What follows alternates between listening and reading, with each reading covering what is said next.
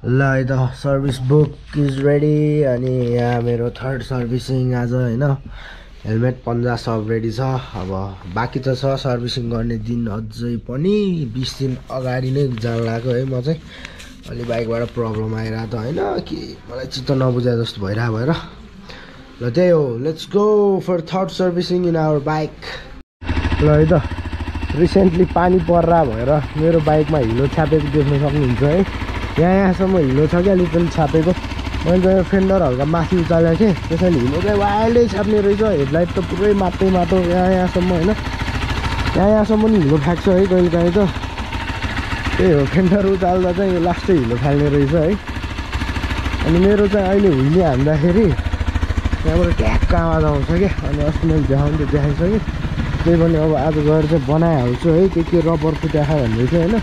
Chain पनि यस्तो भएको छ बाइकको हालत माटो साटो पुरै ढुस्टै भएको छ है बाइक चाहिँ। अब गएर त्यही लगेर धोइदिन्छु त्यही हो। ल लेट्स गो मम्मीलाई भने होइन मम्मी खोइ कहाँ हो है त। म चाहिँ निस्किसकेँ है घरबाट। मम्मी यहाँ माथि साथीकोमा रहेछ। अब यहाँ बाइक उडाउँदा होइन ढ्याक्क आउँछ यस्तो हाम्रो यस्तो आवाज आउँछ क्या है। त्यहाँ जस्तो आवाज आउँछ है पछाडिबाट सुन्या खालको छैन होइन। तर आवाज चाहिँ बिग्री आउँछ है हल्का के फुट्या जस्तो हुन्छ है मलाई चाहिँ। त्यही हो फाल्छ बाइकले पावर चाहिँ फाल्छ तर डबल लोडमा चाहिँ एकदमै नपुग्या जस्तो हुन्छ है। डबल लोडमा चाहिँ केही पावरै छैन यो बाइकमा आएको जस्तो हुन्छ होइन। त्यही हो जाउँ है यहाँबाट एक राउन्ड यता हेरै गइदिउँ होइन।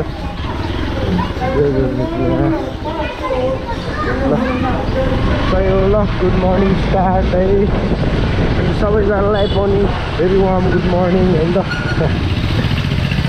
ल हामी चाहिँ रिङ रोड छिरिसक्यो है।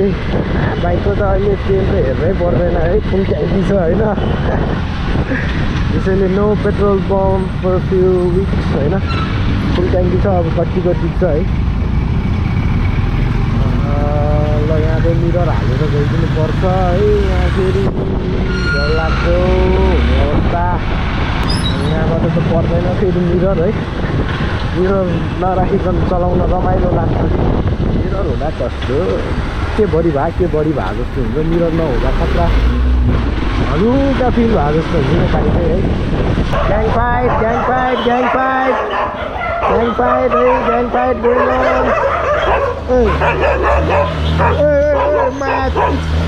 पागल रहेछ यार मलाई पो डुकिरहेछ ग्याङ फाइटमा। ल बाटै बिर्सेँ नि अब कहाँबाट हो मैले बाटै बिर्साइदिएँ नि कुकुरले गरेर छ्या।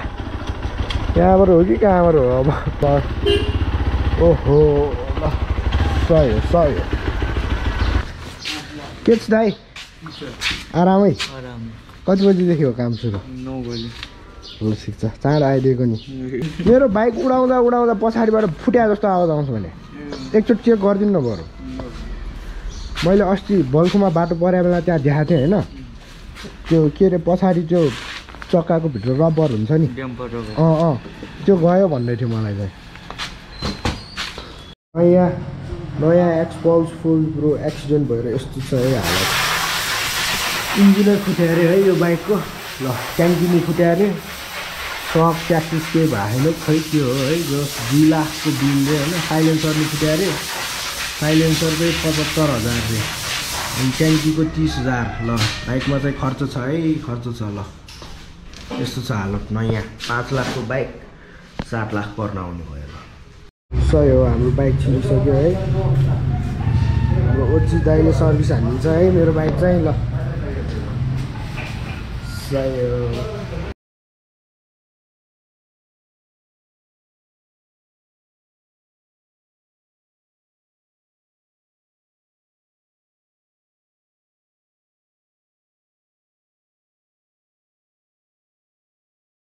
ल एक्सपल्स धेरै हिट हुनुको रिजन है यो यस्तो भित्र हुने यस्तो यो जालीमा चाहिँ यस्तो फोहोर भइरहेको हुन्छ होइन। अनि हिट हुन्छ त्यसैले यस्तो लाएर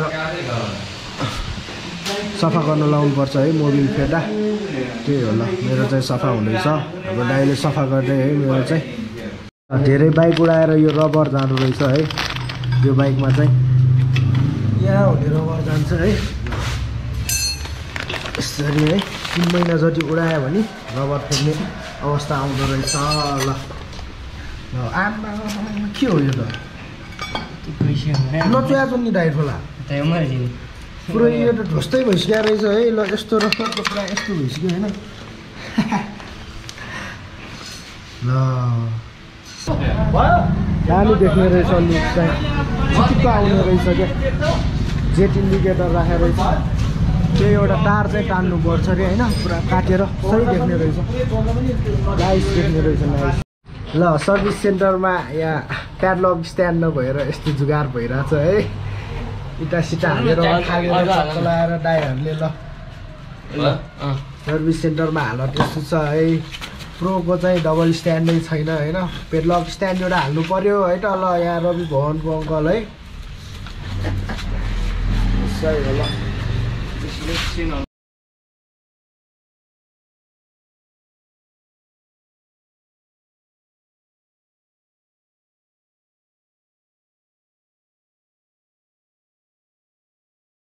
ल दाइ नेक्स्ट टाइम है। खै मेरो बाइक निकालिदिएन र अनि।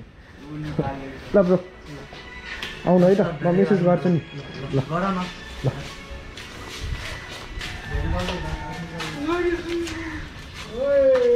रनी दाइ बनाएको छ ल मेरो बाइक चाहिँ सर्भिसिङ इज डन है।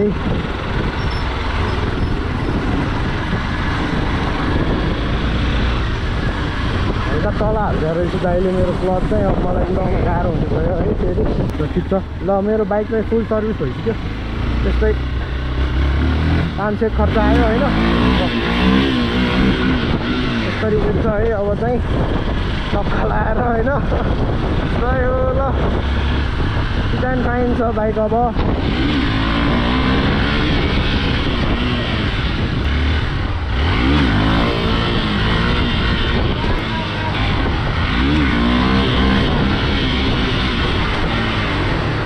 सो ल है त मेरो बाइकको चाहिँ 3rd सर्भिसिङ भइसक्यो। अनि 3rd सर्भिसिङमा मेरो बाइकले निकालेको खर्च भनेको 3400 जतिको निकाल्यो। मोबिल एउटा अनि त्यसपछि एयर फिल्टर एउटा अनि त्यसपछि यो पछाडिको चक्कामा एउटा त्यो ड्याम्पर रबर भन्ने हुँदो रहेछ। धेरै ब्रेक हानी त्यो गएको रहेछ होइन। मेरो चाहिँ पग्लिँदो रहेछ। त्यही हो जस कहाँ पुगेर आइसकेँ। तर ठिकै हो 3rd सर्भिसिङमा त्यति निस्क्यो। 2nd सर्भिसिङमा चाहिँ 0 चार्ज लागेको थियो। 1st सर्भिसिङमा मोबिल एउटा फेरेको अनि 3rd सर्भिसिङमा 3400 है त। ल